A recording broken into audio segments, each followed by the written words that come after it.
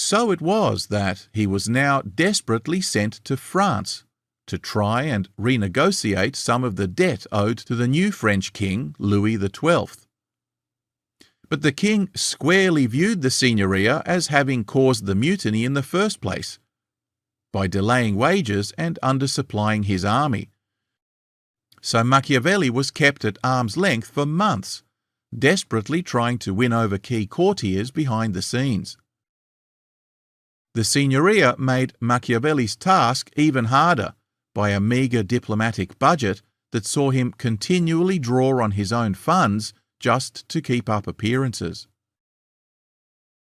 But as the months went by, the polite indifference of the French suddenly changed for the better, as their interests in the north of Italy became threatened by the expansionist conquests of their protege, the Duke of Valentino, one Cesare Borgia, a rapacious young warlord who had already swallowed up several neighbours in a Renaissance-era blitzkrieg right next door to Tuscany. Machiavelli, arguing that Florence could serve as a useful buffer, finally secured a letter, signed by the king himself, warning Borgia to back off. Machiavelli had failed to reduce Florence's debt, to obtain a formal alliance or even a treaty, but, for the time being, Florence was safe from invasion, and Borgia turned his attention elsewhere. For Machiavelli, the mission held three sobering lessons.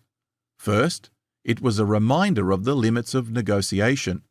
A small, piddling state like Florence could flatter, cajole, and appeal, but ultimately, France held all the cards. Secondly, it also showed how diplomacy could succeed, not by strength, but by aligning yourself with a stronger patron and using their interests to your advantage. And thirdly, that fortune and circumstance made Florence valuable at exactly the right moment.